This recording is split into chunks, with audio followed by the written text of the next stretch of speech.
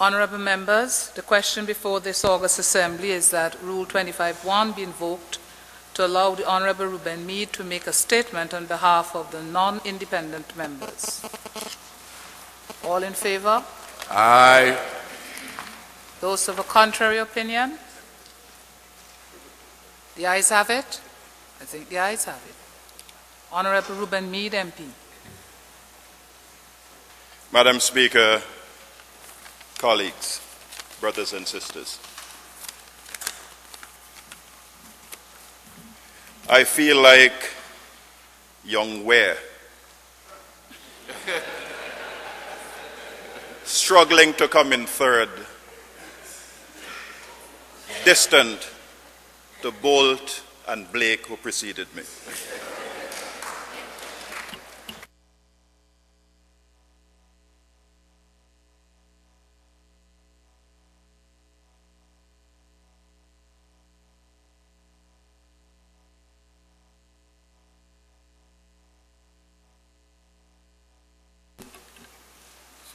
But, Madam Speaker, I wish to thank the officials, past and present, who over the past 31 years have worked assiduously in getting us to this point.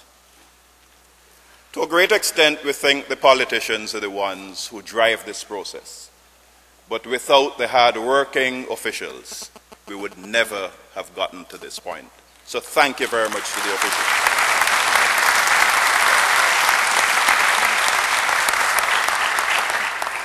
Madam Speaker, in getting to this point, it does not give us pause for celebration, but is simply an indication of the preparation which is required for the work ahead. It's a long and hard road, but we will get there together. Madam Speaker, sometimes people wonder, why is Montserrat speaking at occasions such as this? But I wish to remind one and all that Montserrat is an original member of the Treaty of Bastille from 1981.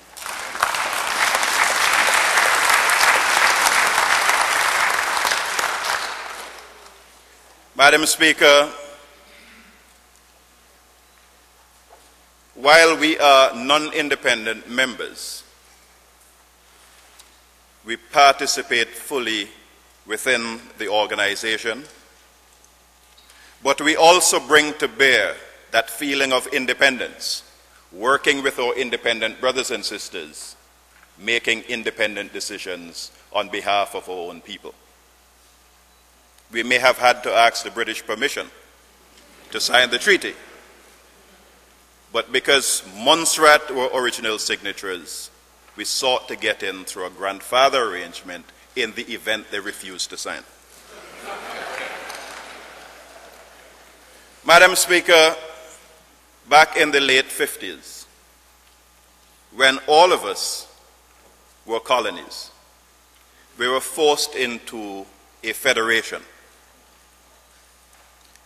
And as a consequence, that federation failed because it was not something of our doing.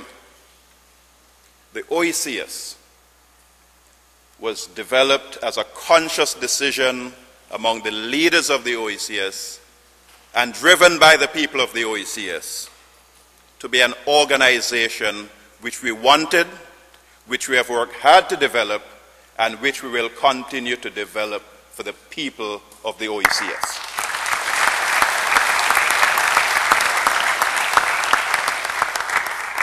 It's an organization driven by ourselves. Madam Speaker, there are persons who feel we ought to take tentative steps in moving forward towards a revised treaty. Madam Speaker, we must be bold. And like the Honorable Blake indicated, my apologies, just that you came in second like Blake. We must love this organization. But beyond loving the organization, we must love the region and the people whom we serve. and we must do whatever we can to ensure that we can move our people forward, because development is about the people of our region. We are part of CARICOM, and we will continue to be part of CARICOM. But the OECS will remain firm and committed as a member of CARICOM, working together to drive the broader region to what we have achieved. They will get there with the help of the 10 suckling pigs. 1 from 10 leaves nothing. Madam Speaker, sometimes we wonder what it is really that we're benefiting from the OECS. Why do we have the OECS? Why do we need the OECS? And I'd just like to look and take a few simple steps with you. The monetary union.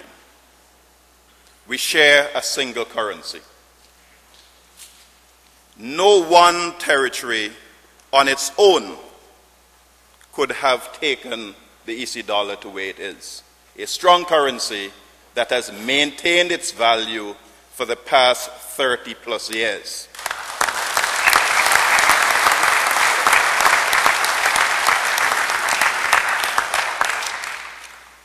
When you deposit money into the bank, you expect to go back to the bank and get your money. So you want the certainty that there is an institution which is supporting the banking sector so that you can get your money back when you want it. We have seen recently in Antigua, where as an OECS body, through the Monetary Council, that we have been able to safeguard the fiscal space of the entire OECS. Because persons will ask, what does a bank in Antigua have to do with a Dominican or Vincentian or Grenadian? We all have money within that bank. And the money which that bank uses is the EC dollar. And if one institution fails, it will impact the rest of the Organization of Eastern Caribbean States. Very simple. The second one is the OECS Supreme Court. The judges are Caribbean judges.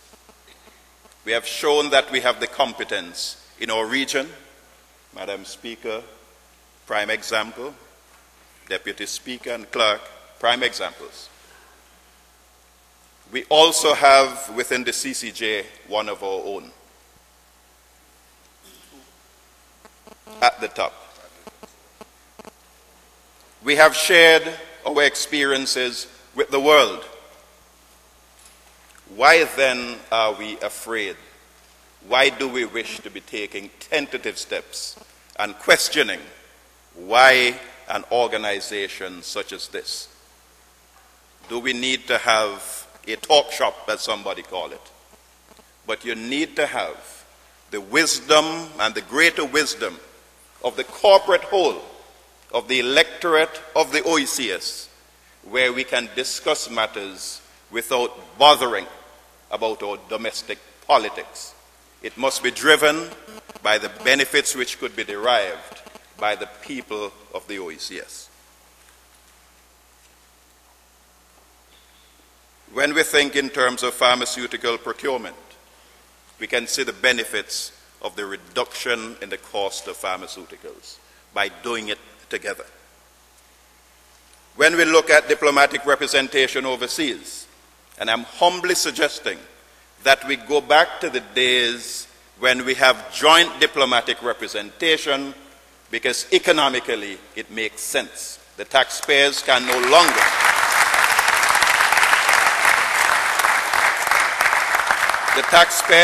no longer afford for each little village to have diplomatic representation in the various parts of the world. It costs millions and we can't afford it. Madam Speaker, as a people, we must stop thinking like little independent islands and think as a single, vibrant community. Little villages within the OECS. So we must stop talking about whether or not Antigua is better than Grenada, etc., or which one will colonize Montserrat. But we're not going to fight over it. We must be in a position to jointly approach the world for the benefit of the people. When we look, for example, at the CL Financials debacle, as a grouping, we have been able to make substantial strides to protect the investments of the peoples of the OECS. Madam Speaker, I just want to add a rider here. We did not use a single financial secretary, not one from Antigua, not one from St. Vincent, not one from Grenada. But we had a core committee made up of financial secretaries who showed their competence, working together for the greater good of the people, to have been able to resolve that debacle. Madam Speaker, again, with the wisdom around this table, with legal luminaries, they have been able to guide us, with the guidance of the chairman of that committee, the Honorable Ralph Gonzalez and his team, to champion and move that cause forward so that the people of the region can now sleep better because they see light at the end of that financial tunnel. In conclusion, Madam Speaker, we cannot function without money. Every member of the OECS must make a concerted effort. Every member must make a concerted effort, if they cannot meet their past payments, to at least make their payments current. And we can deal with the past payments afterwards. Because an institution, as great as it may be, cannot function without lubrication. So we must oil the wheels, and we must be assiduous in ensuring that we do not embarrass our institutions by not making our payments on time. Madam Speaker, why Antigua? This regional arrangement started in Antigua.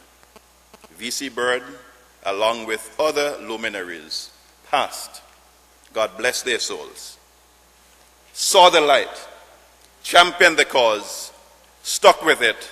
We followed in their footsteps, and we pray that the youngsters here who will take over from us will continue to love and cherish the OECS, so that we, continuing to work with and for our people, can make the OECS great. Madam Speaker, I thank you.